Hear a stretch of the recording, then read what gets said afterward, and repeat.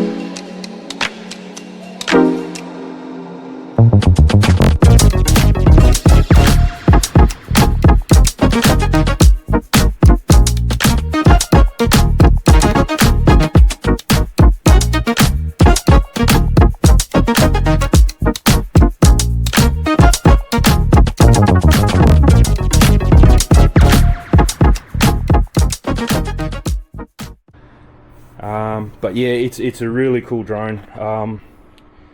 I'm definitely, there's already word that in September the Neo 2 is coming out. Obviously it's going to have a better camera. Hopefully it's not any bigger or heavier. It's just going to have a 4K 60 camera with a bigger aperture and bigger sensor, hopefully. And as long as it all works with this and this, I'm going to sell this and get the Neo 2, because that is, I've never used a drone as many times as I've used this so far. And the fact that it can be used, I don't know if any of you guys have watched videos, but it's literally that button there to turn it on, and then this button here to flick through the 6 modes, follow and you know, spotlight, tripod, whatever you want. And you don't even need your phone, you don't need this, you don't need anything. You just bring this with you and get some really nice photos. The only thing that lets it down is the camera. Somebody asked me in the comments of the previous video, or in the Neo first flight video, you know, what do you reckon? And I said, look, it is what it is. For such, that's the cheapest drone DJI make. They're not going to put a flagship camera in it, and then people will buy the cheapest drone and not the Mini 4 or whatever. So yeah, it is what it is, and you can understand why they do it. But yeah, Neo 2 is going to be really good. So yeah, as long as it works with this. These are the budget goggles. My mate's got the goggles 3. These are the N3s. I've tried his ones. They're a lot smaller, better goggle, double the price, but I can't use them with my glasses. I would have got them, but I just can't. My glasses won't fit in there. They're too small, too tight, too small. So I read, and these fit with goggles. A guy that he had way bigger glasses than me, and yeah, no dramas. It's like you're not even, it's the only, I've tried heaps, because I used to have FPV on my planes. I had other drones with FPV, just homemade ones from probably 10 years ago, when you had to buy all the parts separately and, you know, make your drone and buy the video transmitter and wire it up to a GPS module and all that.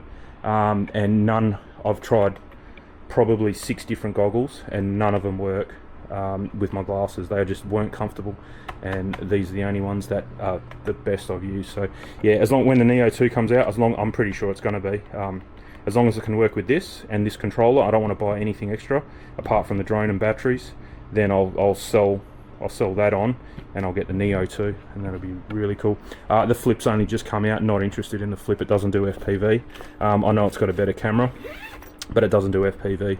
I've found about 80% of my flying is with FPV. It's so much fun. So really good. I'm not interested in those real fast ones that go through chimneys and stuff, and yeah, I don't have the reaction time for that. Not interested in that. That is perfect, absolutely perfect. My mate's got the Avatar 2, even that's too fast for me. That does like 100 k's an hour. If you hit something at 100, the thing's toast. And it's more than double the price of this. I've got DJI Care Refresh for this, but I've ran this into brick. There you go. I've ran this into brick walls, everything, and it doesn't break. It's really good. Very strong drone. So yeah, really good. And that's due to the fact it doesn't weigh anything. It has no inertia when it hits something. So yeah, really good. And what I really wanted to do, but I don't have any foam. I've made one for my other drone. I've made like an insert, kind of like what's in here. So I've made an insert. I've got another one of these, and my drone and controller and everything fits in, and then I can just put it straight in here for the bike. I wanted to make one for that drone, but I don't have any more of this foam, so I may have to go and see where I can buy some. Yeah, I don't know. It's just, foam's the easiest because it's easy to cut and shape and get your. I've got a hot wire foam cutter as well, so that's kind of why I did it. But yeah, I just don't have any, so I might go to the shop and get some, or it's just this bag won't fit in there. That's all. I could probably fit in individually things in there, but when you're riding, stuff scratches, and then I guarantee you, you'll pull it out and there'll be a scratch on your lens or something like that, and I don't want that. So yeah, so we will try and do it properly. But anyway, this bag's pretty good if you just want to carry it in the boot of your car or chuck it in your car. Previously I was chucking everything loose in the boot, and you turn a corner and there'd be stuff going everywhere. So yeah, this is a much better solution. They're only $50 as well, so all good. But yeah, what else is going on? So yeah, we've just got to hang around that circular polarized filter. Oh, it's really humid out here. I've got the aircon on in here, but the door's open, but even then it's still nice in here. That polarizing filter's coming today, so as soon as that rocks up, we'll do that. What else has been going on? We had the house sprayed because we've been here 2013 we moved in, so what's that, like 12 years, and I've never ever had pest control come. I've been able to keep on top of it. I've got my backpack sprayer, and then I buy I alternate, so I buy one time from Bunnings the Hoovex, and then I buy the next, when the Hoovex is finished, I go to this other shop around the corner from me and I get this Insect Gone. And there's another one called Fortune 500. I've been using that as well, but I mix them up because I noticed that I don't know if they get used to it or it just loses its ineffectivity, if that's a word, and then you swap and it just, the insects don't know what's going on, and it just knocks them out again. So I like to swap every time I finish one. I just couldn't keep on top of the spiders for some reason. There was just spider webs everywhere. So yeah, got the pros in to come and do it. We also could hear noises in the ceiling, so I'm pretty sure we had mice in the ceiling. So yeah, he's come through. He was here for about 3 hours, and he's actually, so in here in this shed, he's put these mice and rat bait things. You can see them here. There's one there. There's one here. There's one under the aircon, one behind my little shed over there. So what's that? So he said he put 5. So yeah, 1, 2, 3, 4, and 5 behind the shed. So there's one here as well. he was in the roof as well, so there's one here. I won't open the door, but there's one just there. So yeah, he went in he was in the roof for about half an hour, 40 minutes, and he ended up putting another 7, I think. Not those ones, similar to those, same bait inside it, but they're a cardboard box. He said there's no need for them to be plastic because they're not outside. So they're all through there in the roof. Then he got his ant granules, which the ants, it doesn't kill the ants, it's like a food. They think it's a food, so then they drag, it's not Amdra, it's called Synergy Plus, I think it was. He did tell me, because I can buy it, he said, and go and do it yourself. But he goes right around the perimeter of the house and sprinkles all that stuff everywhere. They think it's food. They take it back to the nest and it kills the queen. So yeah, really good stuff. Then he got his backpack sprayer. So normally when I've had at my folks' place, and when you see pest control people around, they got a big tank on the back of their car, and they got a hose that comes out and a petrol motor going, and they just flood the actual ground around here. But he doesn't do that. He uses a really strong stuff, backpack sprayer, and he pretty much flooded the maybe 3 bricks high, and then the equivalent out, so maybe half a metre up and half a metre out, all the way around the house, every column, the whole house, every column, the fence line this way, the fence line on the other side, he did, all in the garage, all around the garage door, and all around the perimeter of the house, in that shed, around this shed, all through here. Yeah, he did a really nice job, and I thought he was done, but then he went and got another backpack sprayer, which was more of a mist than a flood. Well, not a flood, it was a spray, but a very heavy spray, the first one. Then the second one he did, he got a different one, and it was a mist. I think it was electric too. It was kind of like mine, but probably much better quality. And he literally painted every wall of the shed, the fence, all the way around, only on the inside, not the outside, and the house. And he just went and painted everywhere with this mist, and the eaves, the gutters, everything. So yeah, done a really, Dex, get out of it. Yeah, did a really good. I just got the blower out and fixed up, because they pull sticks out to and you can see he's just pulled another 3 out there literally 5 minutes ago before I started this video. So yeah, he's pretty thorough, very thorough, and a good price too. I mean, it was less than $300, and he's left all those bait traps there, plus he was in the roof for ages, plus left another 7 up there. The 2 or 3, he was here for like 3 hours. So yeah, really good. So and I've just noticed now when I had the blower out, there's dead black spiders all going everywhere, so they're falling off from wherever they are, so that's really good. But yeah, I was having spiders in here. We've never had them in here, and I was having to get the blower and blow them out, especially in that corner over there. There was one making a nest in there, and then every time, you'd clean them, and then a week later there'd be spiders. Also in here, in this pipe here, I really got to come up with a way to block the pipe off at either end, and I think that's gonna, because a lot of spiders go in there. I normally flood in there, and there's always spider webs coming in and out, so I may have to make something up to block that up.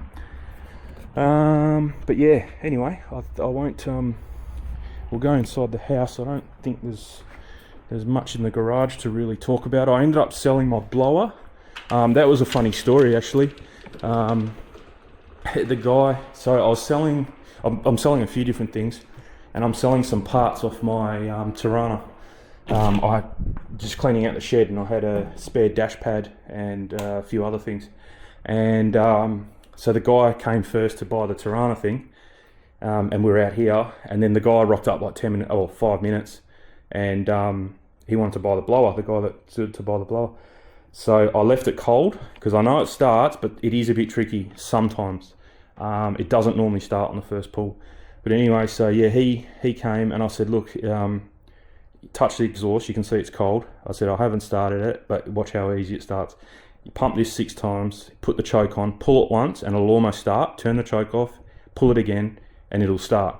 So he did it 6 times, one pull, you could almost hear it catch. I said, yeah, take the choke off, and then give it another pull, and the thing just burst into life. I don't think it's ever started that easy before. It was so funny.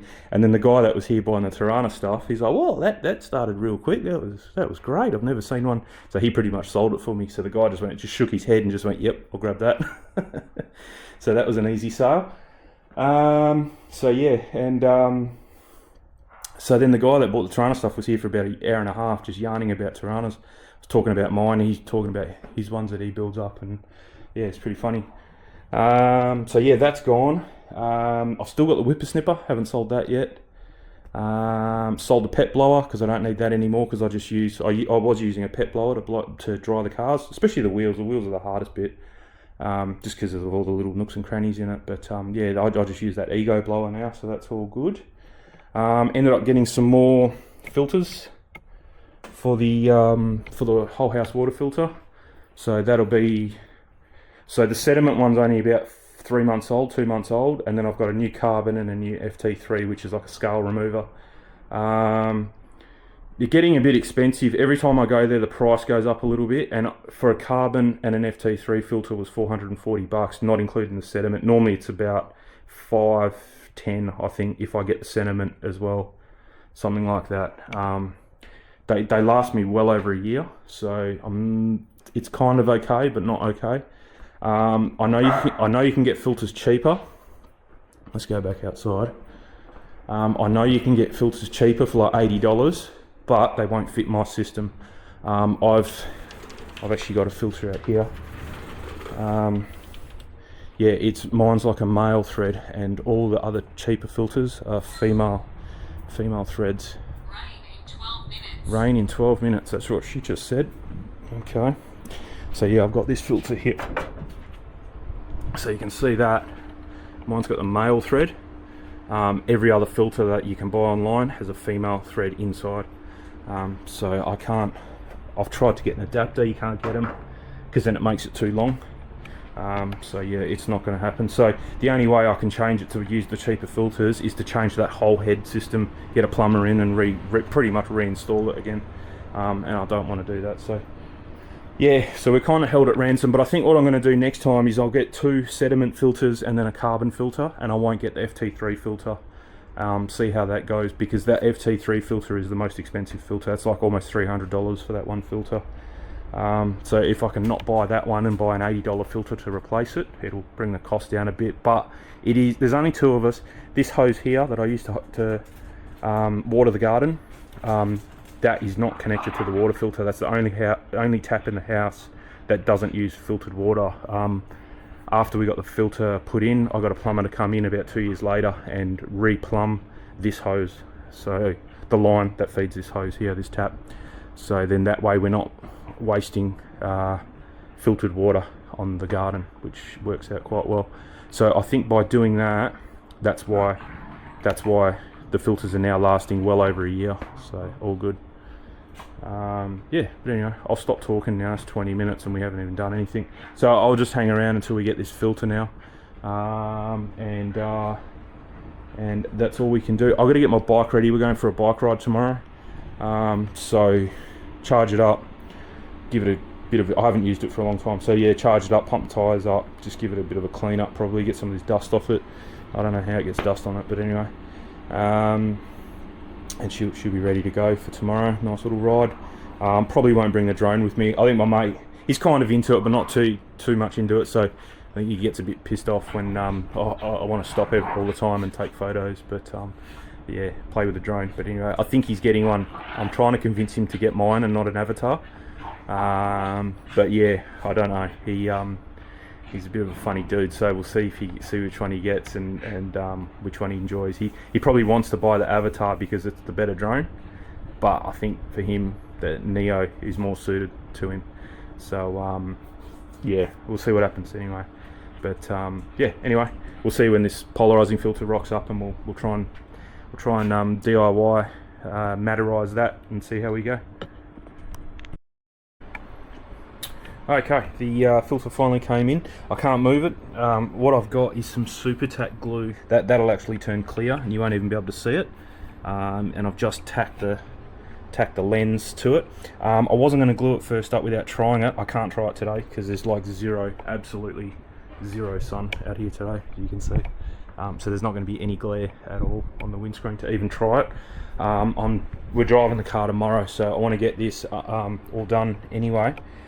It does have a little notch on the top there to say face this up, so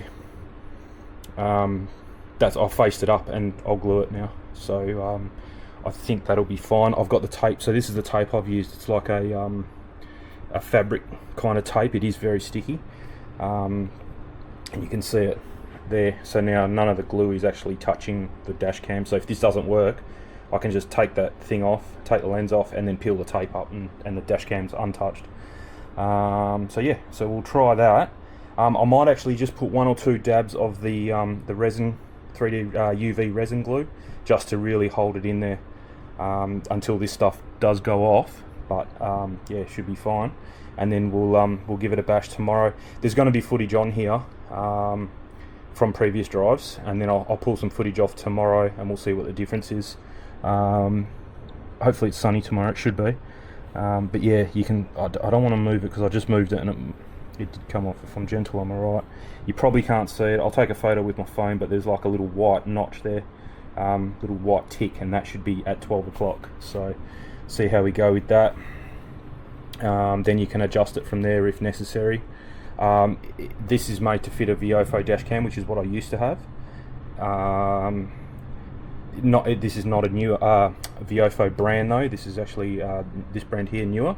Yeah, I think just give it the minimal amount of glue just to get it up there and try for one drive, and I'll know straight away as soon as you can actually see it on the phone when you look through the preview.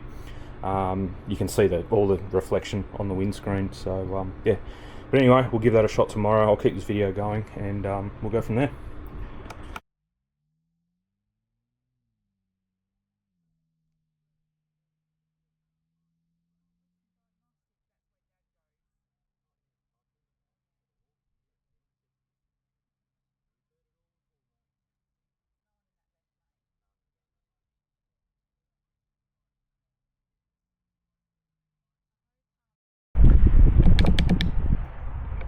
Alright, morning everyone. It's pretty early. I didn't even see what the time is, but it's definitely before 6:30, and we're already 23 degrees. I think that's about what it got to overnight. So yeah, I'll slip in some screenshots here. I've just done them on the phone. It's going to be a hot week this week, so probably not much going to go on by the time I get home from work at like 3 o'clock, 2:30 or 3 o'clock. It's going to be way too hot to come out here. We're pushing 40 for the rest of the week, Monday to Friday. Today's Monday. So before I go to work today, I've got a late start. I want to get this what's the name, circular polarized filter fitting on the camera. So I did it last week. We went for a drive over the weekend, really nice. I went and took the dash cam off before I did all that to get some old footage off before I had the polarizing filter on, and there was none. All it did was record my garage for 10 hours, I think it was. I must have forgotten to take it off parking mode, so all it was a black screen and yeah, recording inside my garage there. So I've turned parking mode off now, but I had no footage to put in this video. Before I put the circular polarized filter on. So if you go back, I did link it. It's in the Nissan Z, the last Nissan Z oil change from a couple of weeks ago. We went for a drive after we did that. So if you have a look at that footage, you'll see what I'm talking about with the reflection and the washed out colours and stuff like that. If you look at the new footage, you've already seen it. It's much more richer colours. The sky, even though it's blue, normally would be white because it's way too bright, and especially when you've got clouds, it just goes way too bright. Now you can actually see the clouds and a darker blue sky, so really nice. You don't get that flicker from going from shade to light, so it's definitely done something. I've already had a look because I've just taken it off. I've peeled the tape that I had on there so the glue doesn't go on the dash cam. Works perfect, no dramas. So I've peeled it off and I've connected it to a USB thing the other day, and I did it outside here and I clocked it, and where they have the notch for 12 o'clock, that's exactly where it should be. So all good there. So what I'm doing now is I've just started, but it's a little bit early in the morning, but whatever. I've just started grinding with the Dremel, like hopefully you can see that, like a scallop kind of thing out of it, just so it sits a bit more flatter rather than See, I haven't done this side, so if you have a look here, so this side that I haven't done, it kind of sits up and you've got that big air gap top and bottom. And if you go back in the footage, you can actually see, I must not have had it perfectly centered, and in the top right and bottom right you could see this black ring. So my theory is if I sink it, like Dremel it out, make it a bit more contoured to fit, that's gonna be better. It'll get it closer, and by doing that you're getting it closer to this lens. Then you won't see that stuff there. So yeah, I'll just keep going with the Dremel. I'll show you what I'm doing there. All I got is a bit of water, because this does get quite hot, and I'll just dip it in the water. That's one thing you definitely want to do if you're ever building a shed. Put power points. That's probably the biggest tip. I've never needed to run an extension cord apart from if I'm doing something out here, because I don't have an extension. I got them to put a box up here, but then I've got that. We'll start from this side. So yeah, I've got that. Then I got them to put, that used to be a double, I think. No, so yeah, all these quadruple ones used to be doubles, and I've just changed them myself to quadruples. So 4-banger there. That used to be a double, now a 4-banger. That served a purpose when I had my 3D printer in here. I don't really use that anymore, but that's just running off that. But yeah, I don't really use that anymore. I'll turn the other lights on, because hang on, which light is it? Why is it dark over here? Oh, this light's not on. That's my main light. That should be on all the time. Oh, okay. Yeah, it takes a while to start. I was thinking, yeah, what's going on? There's nothing here because that's water, so there's no power point there. What I could have done was put another power point there to run the aircon. That would have been the smartest thing to do, but I have got a 4-banger just there. Nothing behind there because it was all like this, and a double there, but that's a 15 amp socket there, so that runs my welder. That orange cable runs all the way over. It runs that aircon. That aircon doesn't need 15 amps, but I just run it off that anyway. So yeah, no issue there. But yeah, very handy to have as many power points as you can, really. All right, let's do this. So I'll show you what I'm doing. So yeah, so that's one side. I kind of want to get it bang on 180 over here. There. We'll get there in a minute.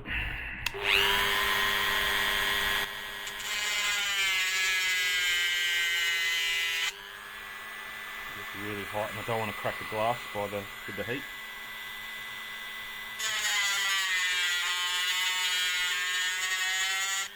I'm going to have to do this way so I can see what's going on.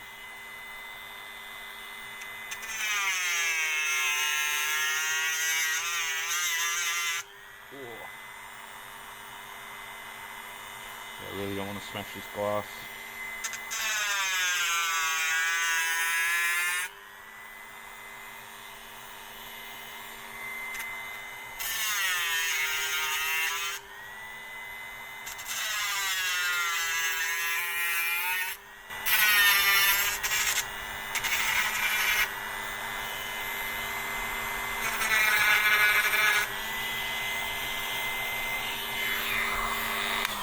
It really is, I guess.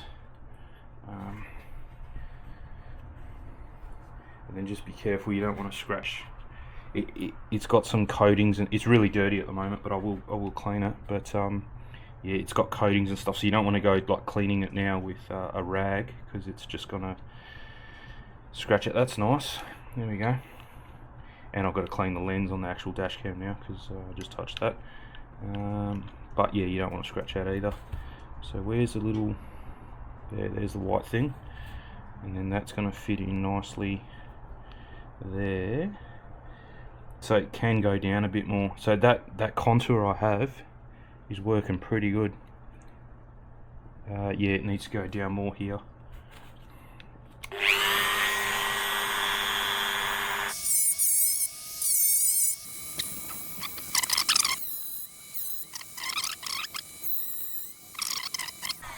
Once we glue it, that won't be in the way anyway.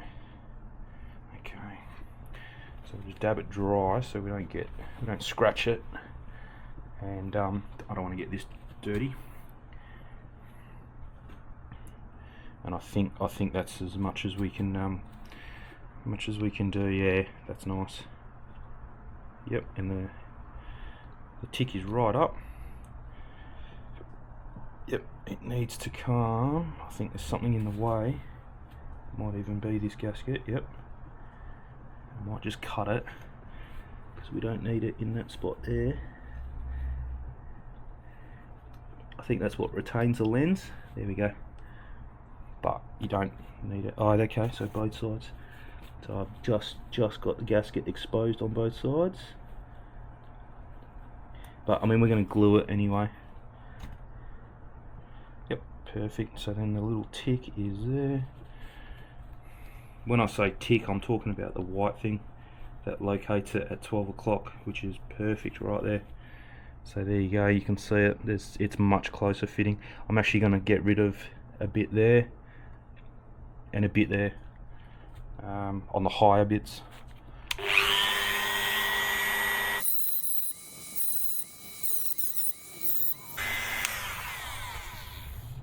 Okay, we're done.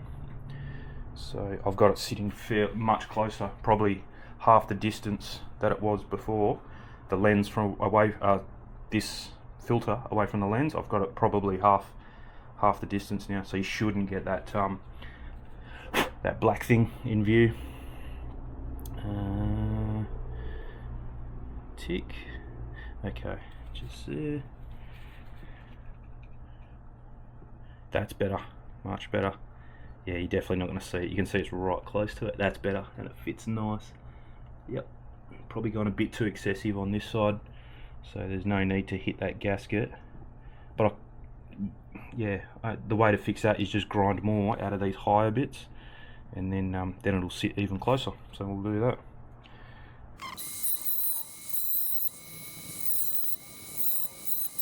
That should be enough now.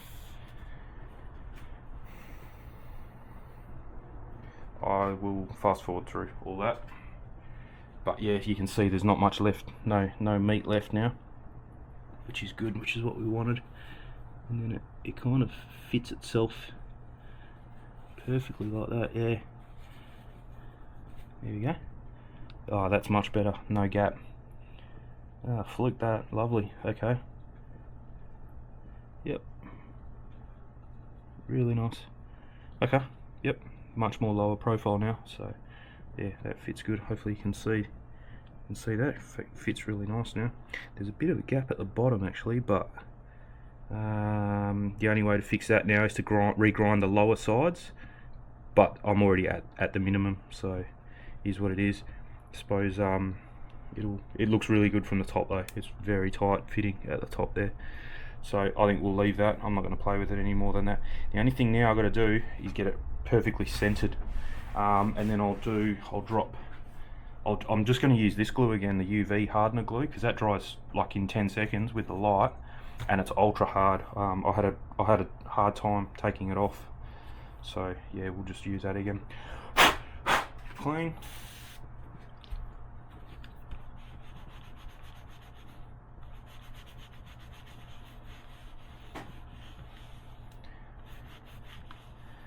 Oh, see that tape just lifted, so we're going to put new tape there, because if that lifted just from that, it's going to fall off in the car.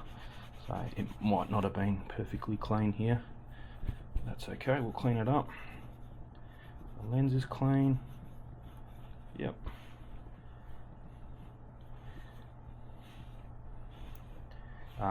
What happened? I think this is alcohol mixed with distilled water.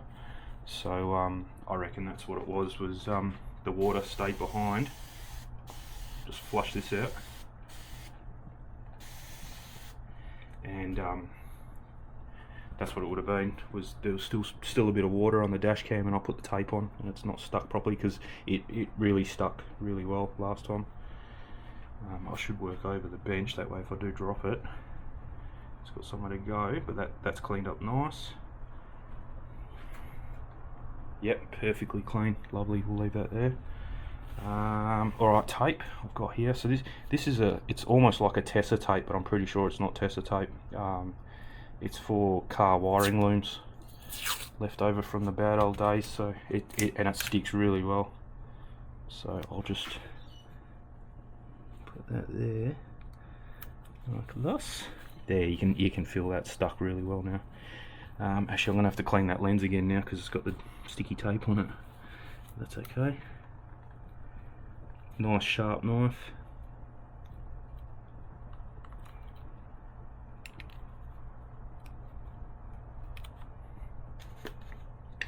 And then the lens, if you push it down, you can kind of see the outline, and you know where to cut. Not that I've done this before, but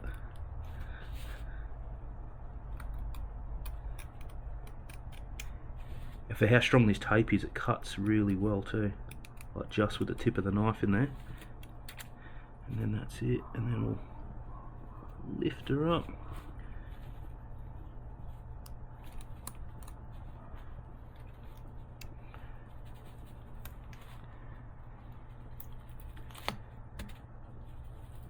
Oh, didn't cut properly there. It's like a cloth tape, so you got to kind of cut the.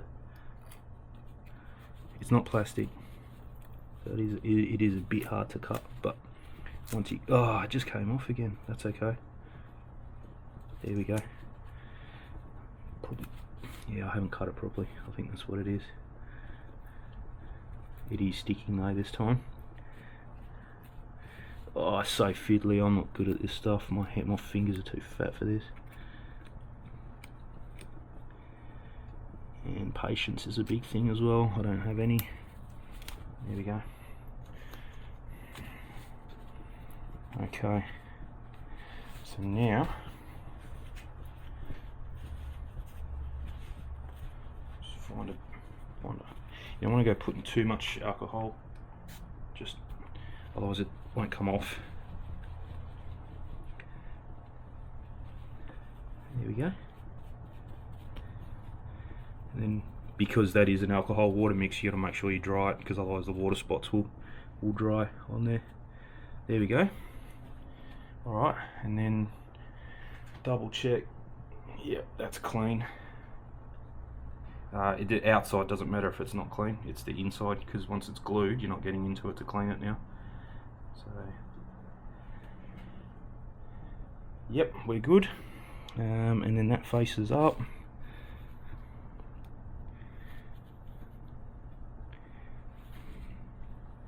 And centered. Now there's a fingerprint there, but I'm pretty sure that's on the outside.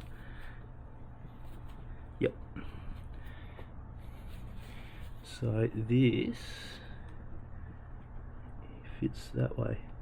Yes, there we go. You can actually feel where it fits in because of the contour that you've grinded in, and it is centered. Yeah, I think it's centered enough.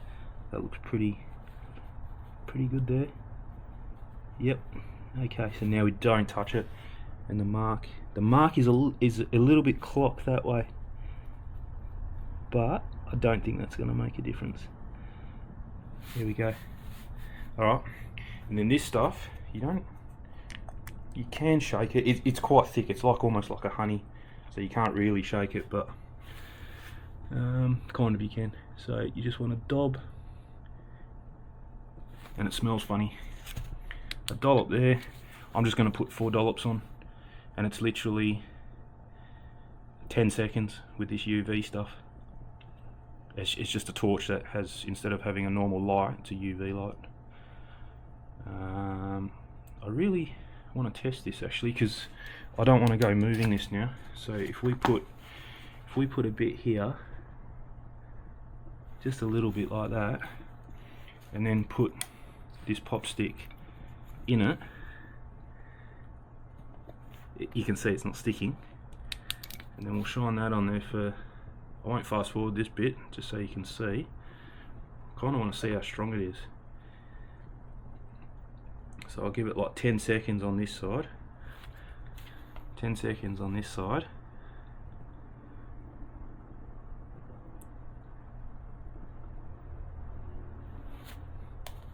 I think I heard a crack. Yeah, I heard a crack.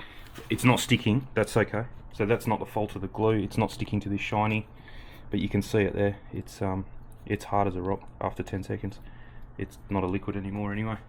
So yeah, that's definitely got it. Give it another 5.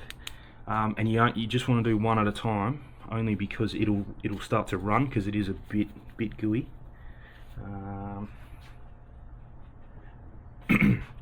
So yeah, you want to do one and then expose it to the UV, just a little dot.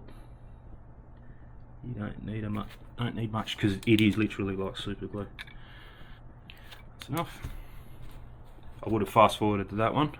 There's no need to see all 4 of them at real time. There you go, that's a good one.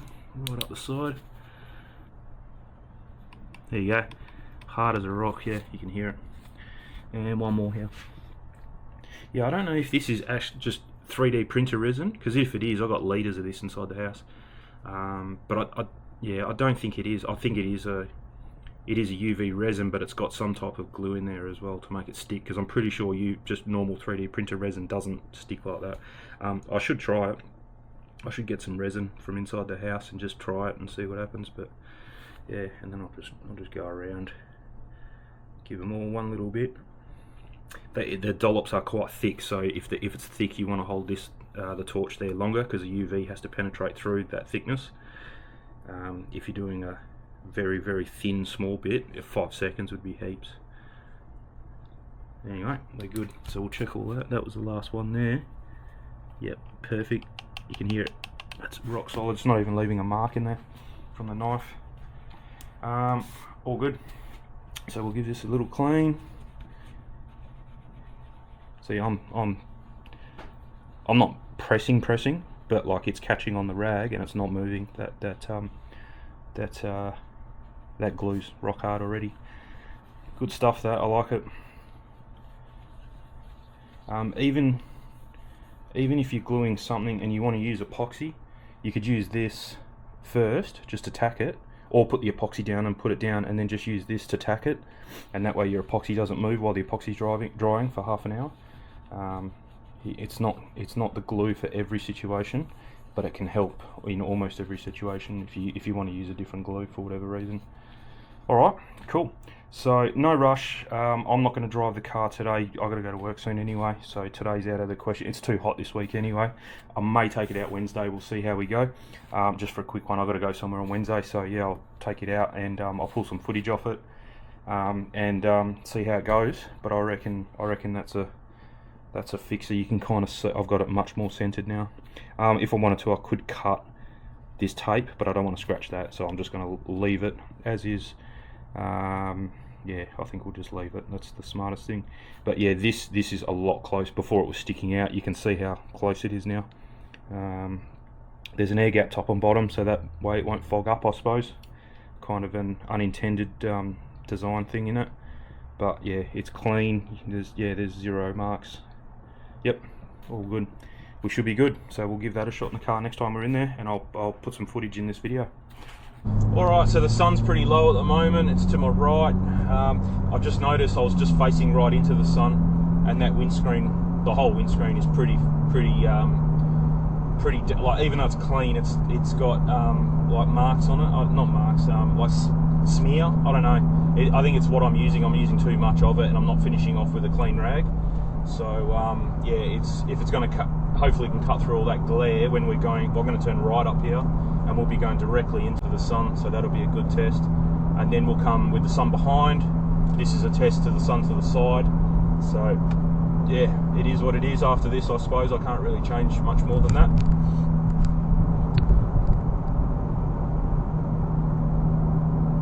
I've got HDR on as well.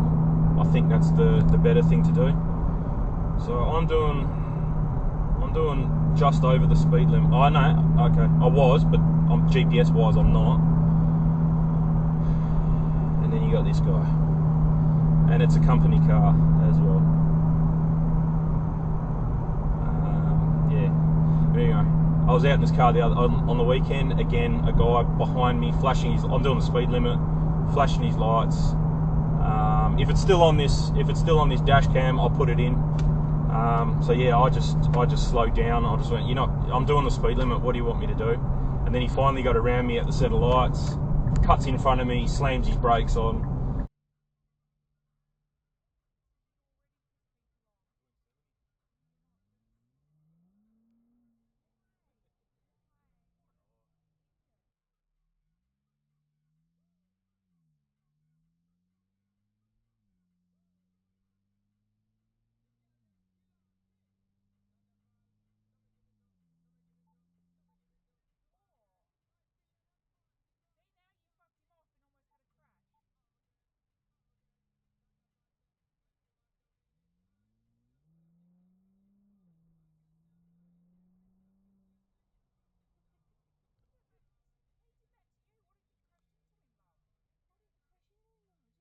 It's just, I don't know what it is with this car. It's just really funny. I don't know. I've never driven a car that makes so many people angry. I don't know what it is.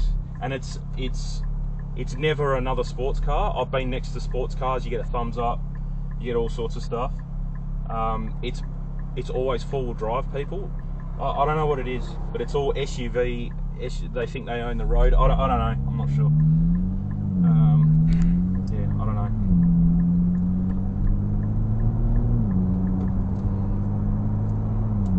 So yeah, directly into the sun. I can see the window's pretty filthy.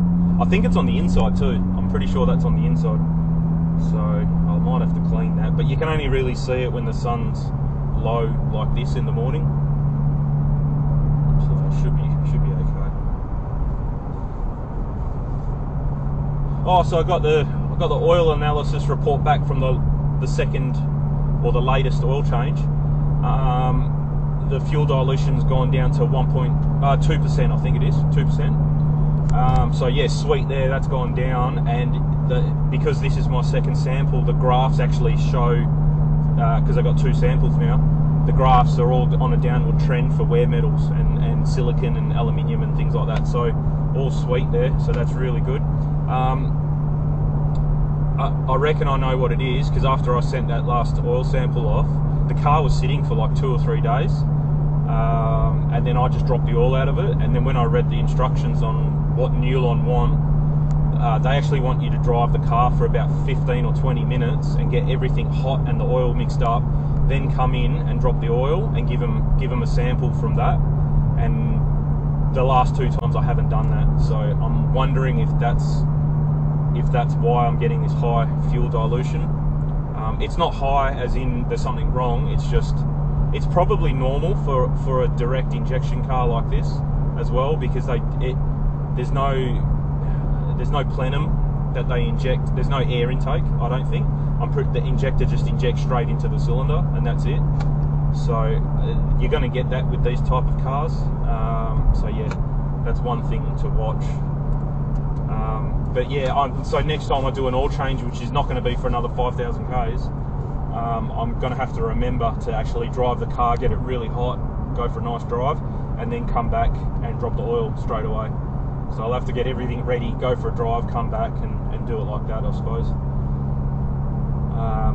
Yeah, not ideal, but it is what it is, and then we'll see what's going on there. So, but I'm going to stick with the oil that I got now. It's a 530.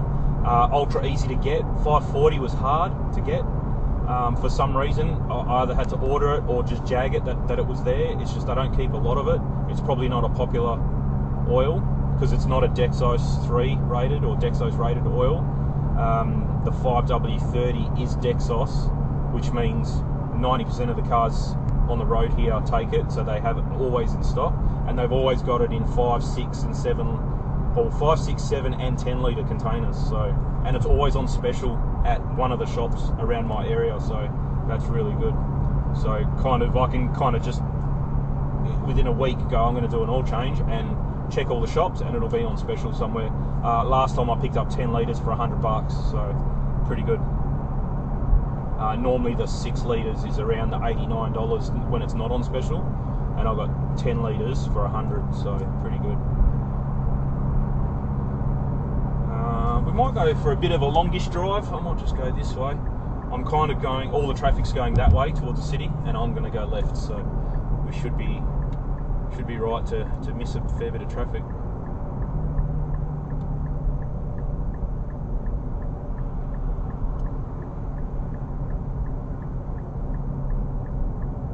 Just got to deal with this truck not being able to merge at 100 because it's 100 up there, that road. So I'll give him plenty of room and then I'll just blast past him.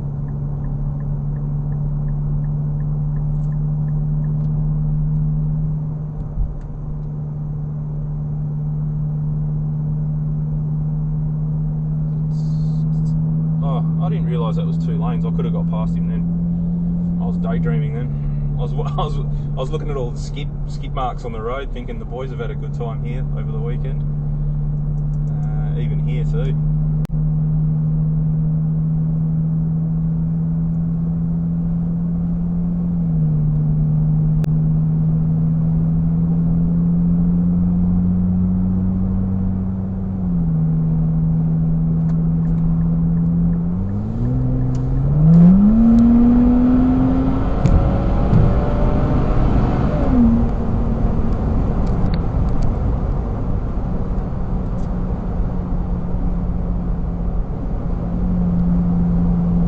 I don't know if you can hear the intake.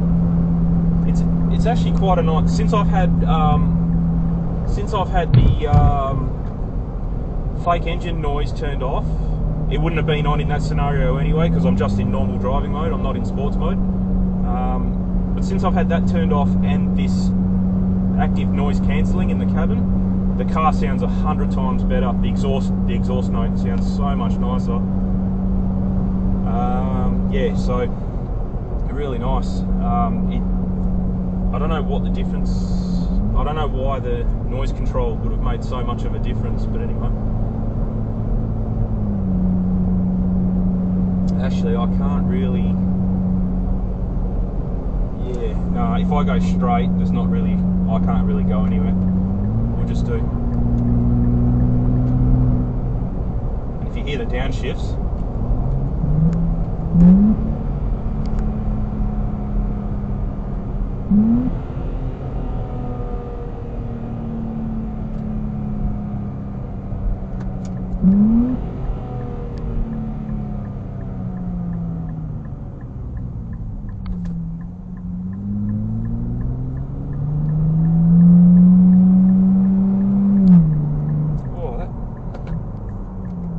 Thought I was in manual mode then and it changed by itself.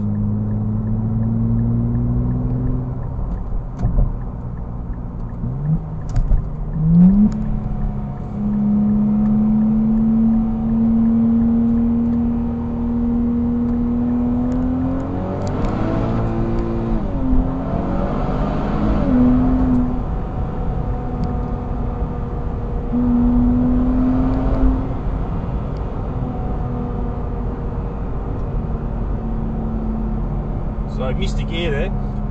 I'm still not used to what this sounds like at redline. I'm getting there, but I don't get it to redline enough to really get to know it. So yeah, it's not that I was going fast. I was just letting it rev out. But the Tirana at redline made so much noise, and you could tell. I could tell within 500 RPM, without looking at the RPM gauge, the tacho, how fast the RPM was. I just got used to that car over 20 years. I've only had this car 4 months, so I'll leave that missed gear shift in coming onto that on ramp, and that's half the reason, or probably even more than half the reason. I did the exhaust on this car to make it louder, so that doesn't happen, and it's still happening. It's just so smooth at 7,000 RPM, it doesn't sound like it's doing 7,000 RPM. So, yeah, it's a funny car to drive. It's if you're used to, oh, here we go, that's my exit already. If you're used to quiet cars, all good. Maybe a manual might be different, I don't know, because you're actually, I don't know, it might be different in a manual. But paddle shift auto, I can't get my head around it. It's just quiet. There's no vibration, there's nothing, yeah, so it's just hard, but I'll get used to it. Like I said, I've only had the car 4 or 5 months, so, and out of all the times I've driven it, I don't change it redline. That's probably the 4th time I've done it, 5th time I've done it that high in RPM. Yeah, I wasn't going that fast, it's just I had it in a low gear, so that's all that was. But you can see what I mean. Yeah, it's just it just sounds like there's more, and then all of a sudden it just hits the red line and stops acceleration. Oh, this would be good, this little turner, so you'd be able to see all the colours going funny in the dash cam normally. Hopefully it doesn't change the colours because of the different exposures and all that, because of that filter now. That might have fixed it.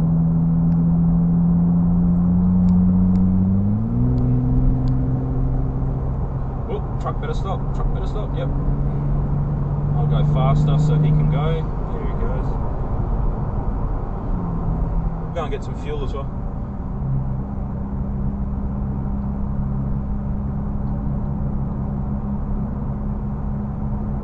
So in Perth, for some reason, I don't know if it's like this everywhere in Australia even, or the rest of the world, Mondays and Tuesdays are the cheapest for some reason, and then tomorrow it'll spike up close to $2 a litre. I'm talking ultimate or the 98 octane fuel,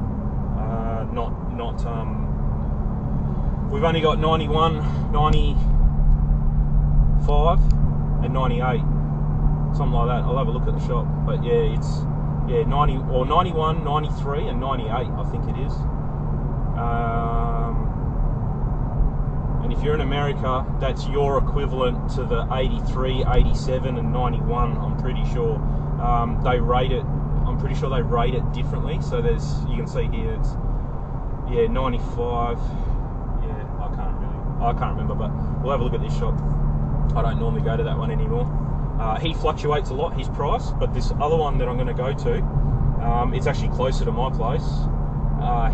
His prices are very, very steady. He doesn't really move a lot, so you can kind of go there any time of the week. There are certain shops, this Burke brand especially, that don't do this price hiking on a Tuesday or Wednesday. Caltex and BP are really bad for it. You'll go one day it's $1.60, the next day it's $2.10. It'll go up, and that's a litre, not a gallon. That's only for a litre.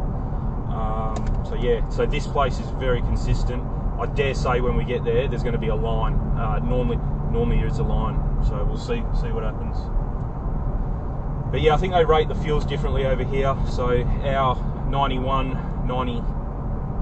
I think it's 95. I think it's 91, 95 and 98 we have, and in America I think it's 83, 87, 91, and that's the equivalent to ours. It's the same.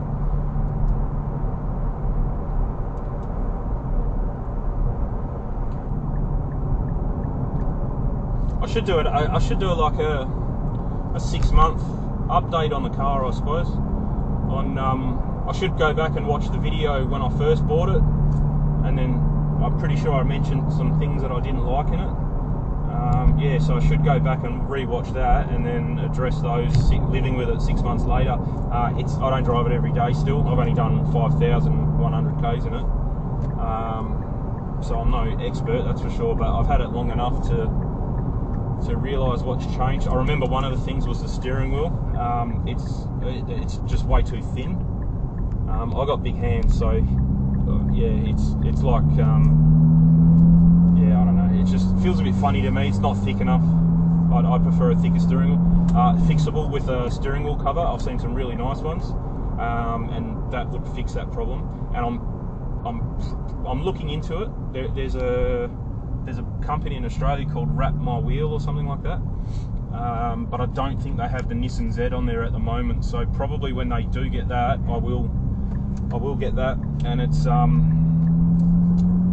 a really high quality one. It goes on and you have to stitch it yourself, and it tucks in around all the buttons and all that stuff. You wouldn't even know there's a wrap on it, and you can choose to get Alcantara leather, the little I'll put a picture up, but yeah, you can get that little straight ahead indicator for when I'm in drift mode. That probably never will be, but yeah, and it looks nice, and it'll bulk it up a bit. That'll be really nice. But yeah, like I said, the Z's a pretty new car, so I don't think they got one on their website yet. I'll have to have another look into it. They got one for my Commodore. I was actually going to get one for the Commodore. They're about the $200 mark. It depends if you get leather or Alcantara. It just depends on some of the options. You can get carbon fibre as well. Looks pretty nice. So here's the servo here. So let's see how busy it is. Oh no, no one waiting. Normally when I come here, people are actually waiting. It's like 3 cars waiting for each pump, but not today. So that's good. It is a bit early. So yeah, that was one of the issues. I'm slowly getting used to it. I just don't like the leather. I don't like touching leather, especially when I've got like sweaty hands. So that's one thing I probably will change. All right, I'll be back in a minute. Oh, I didn't see the grades of fuel. Yeah, 91, 95 and 98, that's right. Yeah, and I think all servos are the same, so.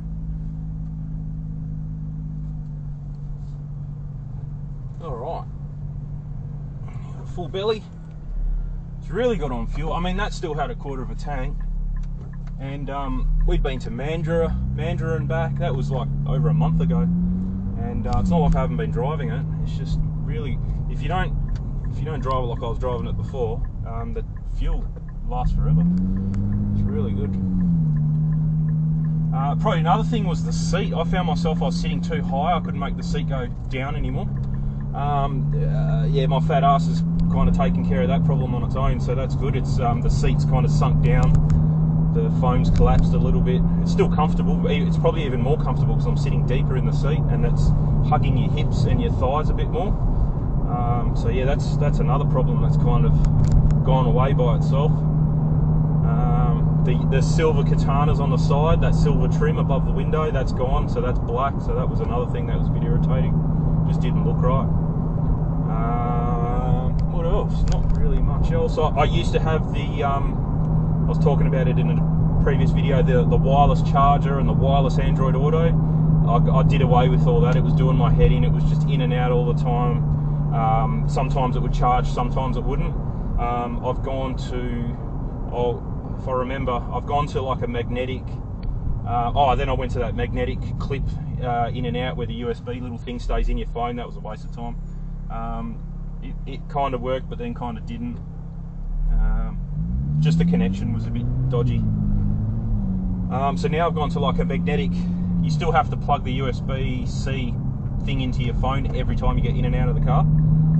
So I've got to live with that, but the actual cable winds itself up magnetically and just stays in a nice little loop, and that works really well. That other magnetic thing I had, that the USB thing stays in your phone, that did work. It was okay. The only thing I didn't like is to use your phone while you're in the car. Say you pull over somewhere and you want to type something in on like navigation or type a message to someone, you have to disconnect it from the car, so it loses its Android Auto ability then, which you don't really need while you're not moving, but yeah, then you put it back and then it's got to take time to connect up. That's what I didn't like. With the cable, I think it's the easiest method, because you can kind of use the phone when you pulled over at the drive-through, whatever, getting coffee, whatever. Actually, that's one thing I do want, is a coffee. I didn't have a very nice one this morning. Where can we go? There is a coffee shop around here, I think, yeah. Yeah, so this way you can use your phone while it's still connected to the car. That's all good. Actually, last time I came down, I think I got fuel. It was just before we went to Mandurah. I was driving down this street, I'll show you where it was. And a bird flew right into the side of the car, in this car. And I was like, oh, you're joking. I thought it would have scratched it with its beak or something. It was about here, because then I pulled into this car park on the left here. And my window was open. I almost copped this bird to the side of the face. It was so close. It hit that black pillar right near my. Yeah, if he was 200 mil further in front of where he was, he would have come straight into my face. So it would have really hurt. Made an almighty bang. It's really bad.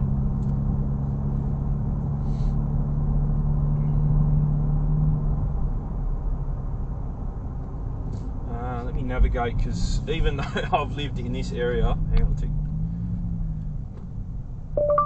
Flavour Cafe.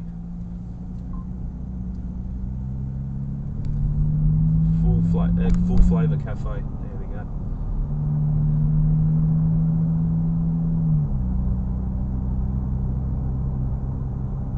I'm pretty sure this is the road to it.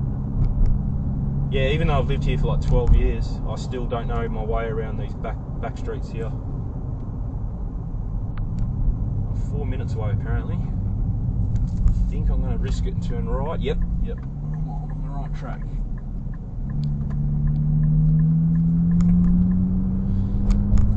It's not a drive-through, so I'm going to have to get out. And I've only got my Crocs on. I don't really like leaving the house with my Crocs on, but anyway. If you go back to the Nissan axle back exhaust, somebody just dropped a comment this morning saying that should have bought a Nismo instead of this car. Should have bought the Nismo version, which is like $25,000 more, for not really much benefit. If you're only going to drive it on the road, there's like zero benefit to getting a Nismo apart from the resale value. Probably that's about it. I almost had enough to buy a Nismo from selling my Tirana, and I was going to, but there was none. I couldn't order one, number one. Number two, as soon as I found out it didn't have these seats in it, it's got some stupid Recaro seats that aren't electric and aren't heated, I was like, nah, not interested. It only had 20 horsepower extra, and it's only got 20 horsepower extra because it weighs more, because they put more stiffening stuff in it to make it ride even harder and stiffer than what it already is. So really, performance-wise, it's almost the same as this. You wouldn't notice a difference. What else was there? A few other little... It had bigger brakes. If you're going to track the car and race it, and I was 20 years old, then yeah, I probably would have bought it. But nah, I'm not interested. I want a comfortable car. Not interested in a real stiff car. Yeah. But anyway, and then yeah, didn't like the sound of the exhaust because he's heard it on like the phone microphone. But anyway, whatever. Can't please everyone.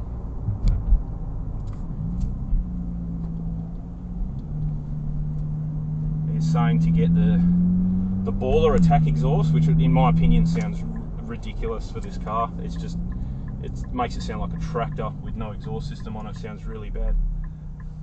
For some reason, every time I drive this car, I see a Kia Stinger. I don't know what is going on. There's one right in front of us there, almost the same colour as mine. I am going to park this, not here. Park it well away over here.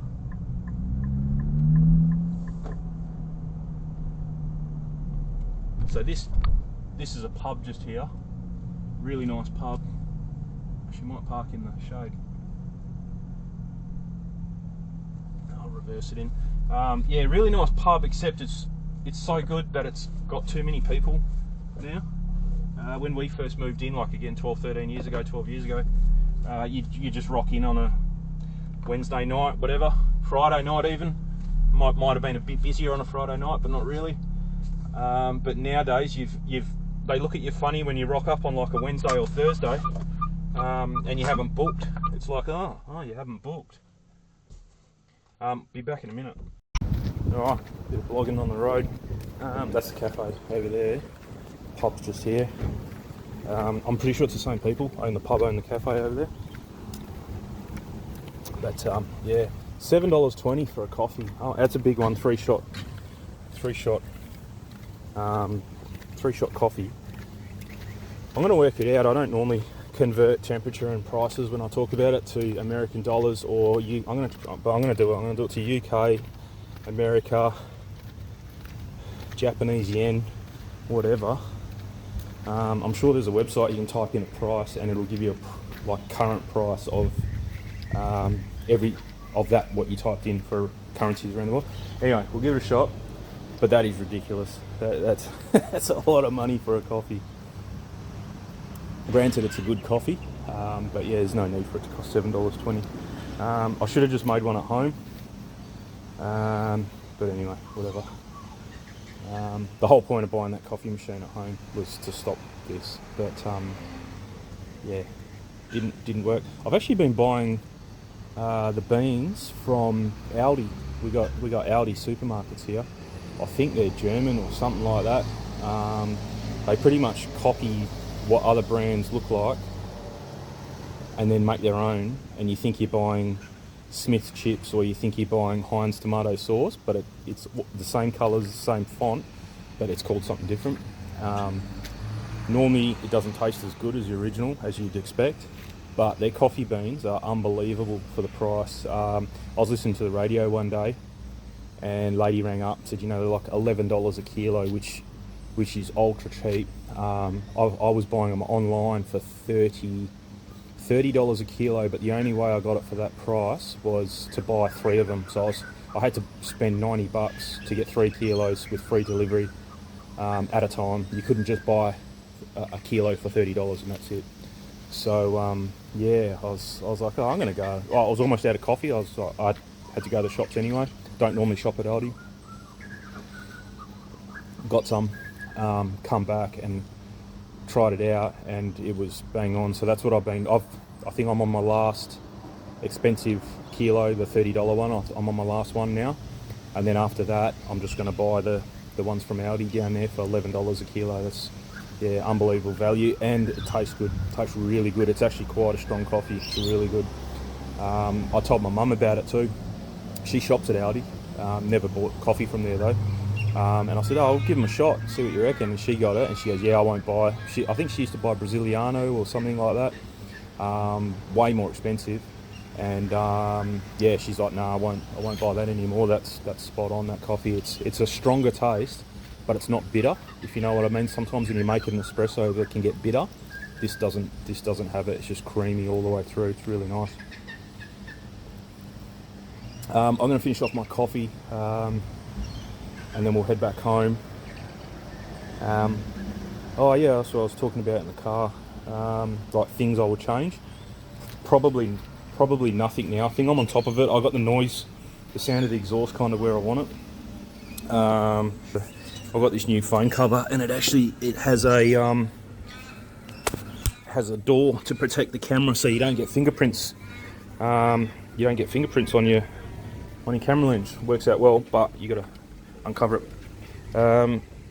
It looks really nice in the shade. The car's not clean by any means. It's dirty and dusty, but it looks really good in the shade for some reason. Or it could be this phone just making it look good. But I got the exhaust kind of how I want it. I don't want it any louder than that. That's fine. Rims I won't be changing. I'm happy with those rims. One day they might get recolored, but I don't think I'll ever change the rims. Ride height, could change it. Probably not going to. There is a gap. When it's up for new tyres, I want to get, these are Bridgestone Potenzas. I want to get either some Michelin Pilot Sport PS5s or 4s, I'm not sure yet. When I come down to it, I'll read a bit more into it. And I want to get them wider and chunkier. You can kind of see they're tucked too much on the rim. They're kind of flush with the rim. I want to get them a bit more hanging out. I think they're currently two 7.5s and two 4.5s. No, two 5.5s at the front, two 7.5s at the rear. I want to go 3.05s rear and two 6.5s front. 265 or 285, I can't remember, but there's some combo in Michelin Pilot Sport that if you get that exact size, it fits on the stock rim, it doesn't scrape, and it makes the car sit better because they're a better match diameter wise, overall rolling diameter. So I'll look into it later when I'm ready for tyres. I'm definitely not ready for tyres yet, so but and then put those tyres on, and then if there is still, because I want to get them they're a little bit chunkier than these tyres, so if it fills out that gap, it might look alright. If it doesn't, I'm talking about the dead cat, whatever they call it, the dead cat gap. If it fills that out a little bit more, I'd be happy with that. But I'm pretty sure I've heard that even if you put lowering springs in this car, you've got to change. You got to get a camber adjustment kit as well, which I don't want to start changing the car that much. I did it with the Tirana. No one could sit in the back. Looked good, but you couldn't put anything in the back or even in the boot. It just scrape every time you go over a speed hump or something like that. So I want to avoid that. That's for sure. That's about it. I wouldn't really change much else on this car. It's for me, it's pretty perfect as is. There's plenty of room. The only thing I've put in the boot that didn't fit was my scooter. I tried to get my scooter in the back folded up, and it wouldn't fit.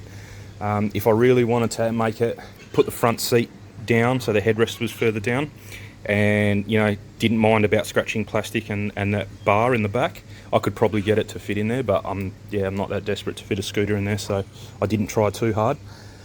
But yeah, that would have been pretty cool if you could fit a scooter in. But yeah, that's the only thing. I've had eskies in the back, I've had all sorts of stuff. I've even taken this car to do lawn mowing at my folks' house, and I had a blower and something else in there, some buckets, electric blower. I wouldn't put a fuel blower in there in case the fuel goes around everywhere, but yeah, it worked out fine. So you can do your lawn mowing rounds in a Z. It's pretty good.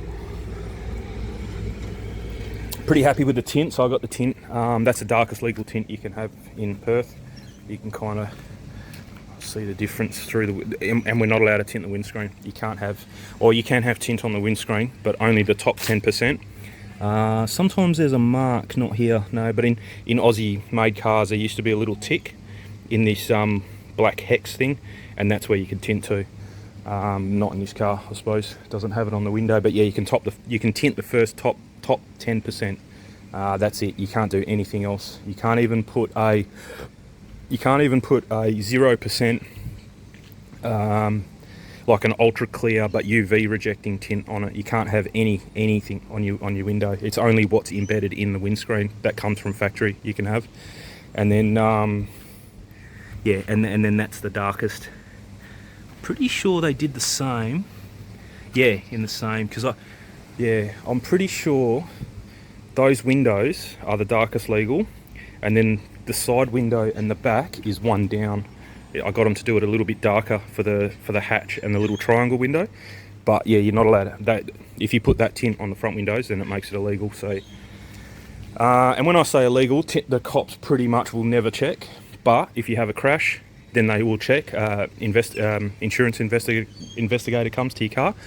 Obviously, if you crash during the day, they're probably not going to check your tint. But if you have a crash at night time and it was your fault, and you've got darker than legal tint, you've just lost all your insurance. So that's the reason. It's not as simple. It's not just a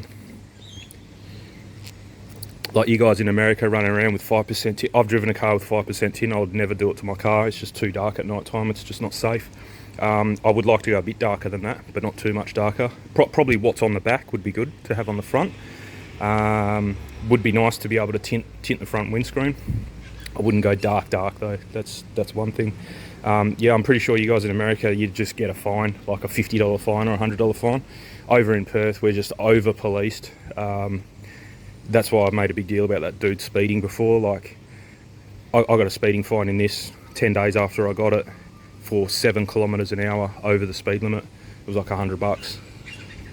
It's ridiculous. We just get over police. I think we've only got a 2 kilometer an hour leeway. So if the speed limit's 70 and you're doing 72, you won't get a fine. But if you're doing 73, you'll get a $100 fine. No demerit points, but yeah, $100 fine, something like that. Anyway, I haven't had a speeding fine for years, and 10 days with this car I got one. But anyway. You can't tint your lights either. You can't tint your rear lights or your headlights. You can't put anything on top of them.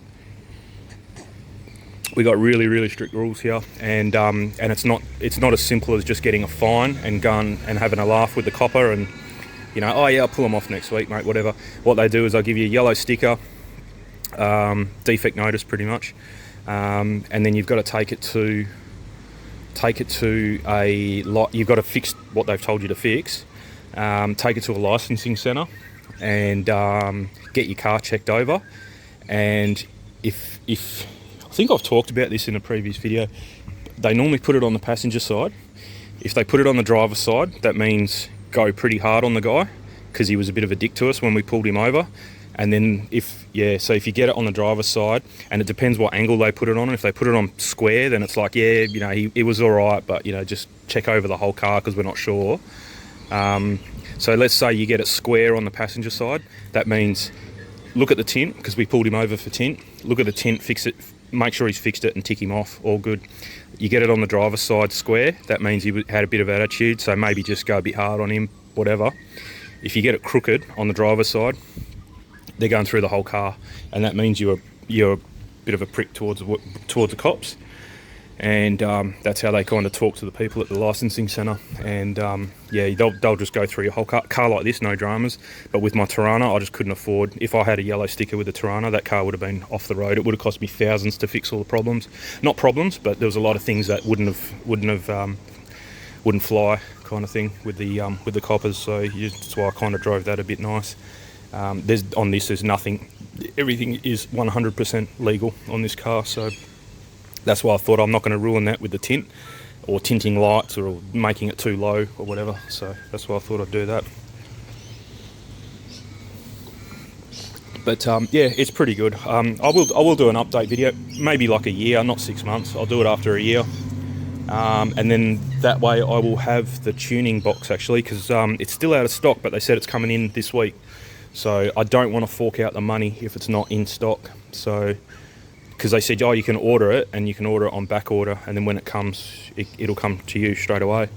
And I was like, no, I'll just wait until you've got it in stock, because otherwise I'll fork out the money, and then it's not coming this week, and it might not come for another month or two. So, so yeah, I'll just wait until they have it in stock, and then we'll do a video installing that and test driving that.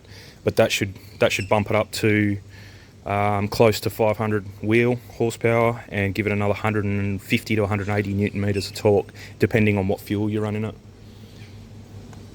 So yeah, that'll be good. Or maybe not 500. Yeah, close to 500 anyway. I think stock they got like 380 wheel, and this thing gives it another 100 horsepower. So yeah, close to 500. It won't be 500 or more, but it's going to be just under 520 horsepower or something. So yeah. So by doing that, like that guy was saying, oh, you should have bought a Nismo, it's more powerful, whatever. Yeah, but then you could spend $1,200 on this thing and be way more than his Nismo. It'll blow a Nismo out of the water at that thing. But yeah, I'm, like I said, not racing it. Not, I may track it once or twice, but not competitively. I'm not interested in doing that. Just to be able to drive it fast would be nice. But yeah, yeah, nothing serious. Oh, lucky it's a good coffee. It'd want to be for $7, that's for sure. Brakes are fine. I was on the brakes a little bit on the weekend, and they are fine. I'm sure they will fade on a track, but like I said, never going to track it like that hard. So yeah, all good there. Probably the next upgrade to the brakes will be the brake fluid. Possibly, I might get some stainless lines for it as well, because that'll improve the brake feel, not just on the track but on the road as well. So yeah, might get a set of braided brake lines, and some decent fluid. When it needs a fluid change, I'll do that. I'll do the fluid and the brake lines together. There's no point, because if you do the lines, you got to do the fluid. So yeah, I'll do when it needs a probably at 15,000. When it needs brake fluid, I'll order up a set of braided brake lines for it, and we'll do that. And that'll be easy to do on that lift that I've got, because of the you get the whole car up, all four wheels off at once, and get under it and just hit it. And that'll be quite easy to do. So that'll be a nice little upgrade for the brakes. It'll have the tuner box on by then, so that'll be good. Should be going pretty hard, I reckon. Be good. The only other thing I probably will do is a full exhaust system, incorporating the axle backs that my mate made me. I'm just going to get him to make me a whole exhaust system for it. I'm not doing cats or downpipes. They can stay as they are. I'm not interested in changing them, but I might just get him to make me up from a cat back up to where he made the axle back, and which will have a muffler resonate. No muffler, just a resonator and an X pipe. But what I might do is get a muffled X pipe, because I know you can get muffled X pipes as well. So instead of just being an X pipe, it's a muffler and an X pipe in one. So I might get, or a resonator, whatever, I don't know, I'm not sure. The only thing that stopped me from doing it now is it sounds really good as it is, and I don't want to spend money on a new exhaust and then it sounds too loud or not as nice as what it sounds. So yeah, I'm really 50-50 about that. I probably won't, but maybe will, I'm not sure. I just don't want to ruin what I've got at the moment with the sound, and performance is still pretty fast, so it's not going to really make much of a difference there. The stereo is a contentious issue. Sometimes I want to change it, put a different sub in it, sometimes I don't. It sounds better with all that ANC and because it was using the sub to make this engine noise as well. And so yeah, that didn't sound too good. So turn that off, that fake engine noise, and the stereo does sound better. And by turning the noise cancelling off, the stereo sounds a bit better as well. So yeah, it sounds okay. But it would be nice to have a bit more bass. But then I'm thinking, like, I'm trying to not do it straight away, because I'd probably, I don't know, I don't drive with the, yeah, I don't know. It's a bit funny, like at high volume it sounds pretty good, but at low volume it's got no bass, and that's where I want the bass, is at low volume. I don't want the sub so that I can have a really, really loud stereo. I'm not interested in that. I just want it to sound really nice at a normal volume, and that's what this doesn't do. It sounds good at a high volume, or kind of good at a high volume. It sounds better at the louder you go, whereas I don't want that. I just want it to be on, you know, volume 10, but sound like really nice and clear and bassy, but it's not. It's tinny as, so bit of a disappointment. That's probably the only thing I'm really disappointed in with this car, is a stereo. My mate's got a Mustang, 2021 Mustang, and a stereo, and that is unbelievable for a stock car. Yeah, I wouldn't change it unless you're right into your bass stuff and all that. I just wouldn't change it. It sounds really good at all volume. Sounds really nice. Whereas this is just a tinny mess at low volume, and just a shambles when it's really loud. It just doesn't sound good at any volume. It just sounds a bit more bassy when it's higher volume. But yeah, they could have really done a lot better with that. But anyway, they had to keep costs down, I suppose. I don't know why. It's not like they're charging a low cost for the car. I mean, for them to make that sub a bit better would have cost them $10. Wouldn't have cost much at all. But yeah, anyway, yeah, I don't know what else to say really. I'll just finish my coffee and we'll head on home. So we're going to be driving into the sun. The sun's going to be up a little bit more now, so be good to check out that video. I'll probably have to put an apology at the start of the video, and I'll put one here as well. But yeah, this video is going to be well over an hour long for a 5-minute job with all the chit chat and all that. I don't know, I check out sometimes on my videos, and the click rate is quite high. Like the average viewing time on an hour video is like 4 minutes. People just want to see the meat and veg of it. They don't want to see all the preparation, I suppose, goes into it, but whatever.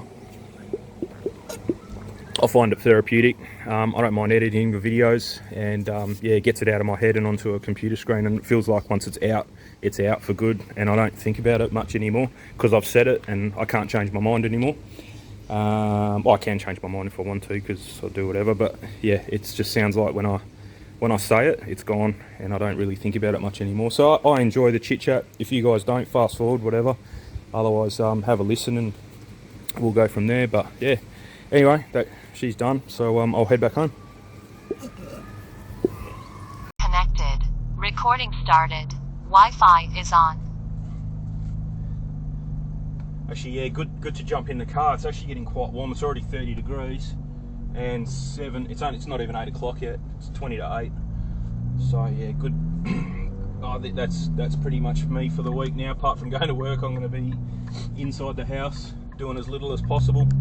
It's just 40 degrees. It's just ridiculous. I don't know if you guys have ever. I mean, I'm used to it too. I used to work out in 40-45 degree heat 13 days straight. I used to do it all the time up north. So yeah, I'm like the most prepared. Probably not now, because I haven't done it in a long time, but when I was younger, you know, like, it didn't even affect me. I can definitely feel it now. Like 30, 35 is starting to push it for me for doing anything outside. I think it's because I don't have to be outside now, so I just don't. Whereas when it was my job, I kind of had to be. So I just dealt with it and got along with it. But yeah, when like today's 42 or 43 or something like that, it's just way too hot. I'm just not interested in being outside. Whatever. I'll do what I do in the morning. Like this morning, just watered all the plants and stuff, and not that we got a lot in the garden. The back garden kind of waters itself with that sprinkler system I got, but I just did a couple of plants out the front, and that was it. I haven't used the new blower in a long time because it hasn't been windy. I'll put a screenshot up of the wind, but it's been like this day and night, and that's what makes the heat even worse, because it just doesn't go anywhere. Last night we had the aircon on last night, slept with it on last night. When I woke up this morning, it was 24 degrees, which is like a daily summer temp for UK, I suppose. I don't know, probably some places in America the same. But that was our overnight minimum, and then it's going to get to 43 today, which is, I will work it out. I don't normally, like I said, but this video I'll make an exception. So 43, I'll work it out into Fahrenheit. But yeah, I mean 100 degrees Fahrenheit's 37, and we're expecting 43 today. So I'd say it's going to be like 115 or something like that. Yeah, which is pretty warm. Like, even with a car with aircon, you really don't want to be in it. Oh yeah. There was a car coming. And there was heaps of cars coming. It was either go then or wait 5 minutes. So yeah, and that's what I mean. Like, why change the exhaust and risk it sounding really bad when it can accelerate like that? I'm not after chasing every single little bit of horsepower out of it. And yeah, I mean, that's a mindset of a 40-something-year-old. I don't even know how old I am. 42. 20 years ago, I would have just gone, nah, I'm doing full downpipes, get rid of the cats. I want a 3-inch twin exhaust. I want this. I want to do the sub, and I just can't be bothered anymore. I just want the car to work and work every time I get in it, and work nicely and not scrape and not. Yeah, I've dealt with that. I've done that with the Tirana. I'm not interested.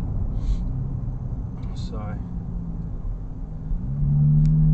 hopefully that sounded good on this camera. I've noticed the microphone on this is not as good as the Viofo, but it's good enough for a dash cam. This thing is pretty much just a dash cam. I'm pretty sure what you're seeing now is just over sharpened to the max. It really doesn't look good. I use CapCut Editor. I can't unsharpen it.